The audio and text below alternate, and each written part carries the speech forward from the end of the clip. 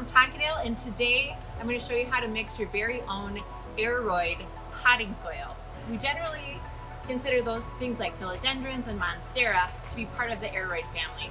They can do just fine in your traditional potting soil, but if you want to mix it up a little bit, you can mix your own soil. What I'm going to do today is start with all-purpose potting soil. This is the organic all-purpose potting mix from Espoma, and this one's great. You'll start with sphagnum peat moss, some perlite. It already has earthworm castings and a lot of other organic matter. The one thing that's really great about all of the Espoma potting soils is they come with mycorrhizae. We're going to keep talking about mycorrhizae. Let's make it our 2021 word of the year. This is so important because all of our soils are living, they're alive. And once you start watering in your plants, the mycorrhizae, which are beneficial fungus, wake up and start doing their job. They have a mutual beneficial relationship with your plant's roots. They colonize the roots, increasing the surface area, allowing for your plant to take up water and nutrients efficiently. And I'm just going to mix in this 12-inch pot because that's what I have on hand. When you're mixing potting soil, it's not a bad idea to wear a mask. We're all used to wearing masks now. It kind of keeps all those particulate matters from getting all up in this business, and it keeps you safe. Ooh, that looks really nice and rich. You can see there is some fine bark already in this mix, which is great for Aroids. They like a chunkier bark-based mixture. You can see the beautiful color of the soil. If you get a chance, you can smell it. It smells alive. Next, we're gonna mix in the orchid mix. You can also use orchid bark, but this is what we have on hand.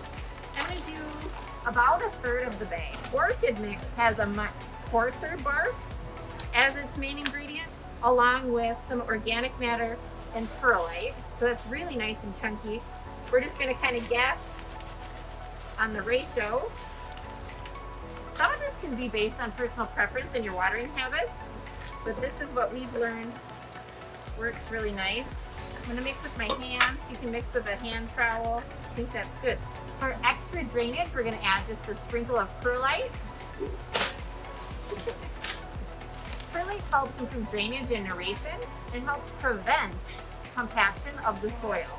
It kind of looks like dusty styrofoam, so I'm going to just generously cover the surface of the soil with my perlite, just like that. I'll set that aside for another time. Let's give it a mix. It's a great ratio. I love how that looks. All right. Two more things we're going to add. These are kind of your choice bonus items if you'd like. Let's go with some horticultural charcoal. Horticultural charcoal not only improves drainage, but it helps keep your soil free of impurities. It's a little bit like a filter. So I'm going to add a handful or two. Nice and chunky.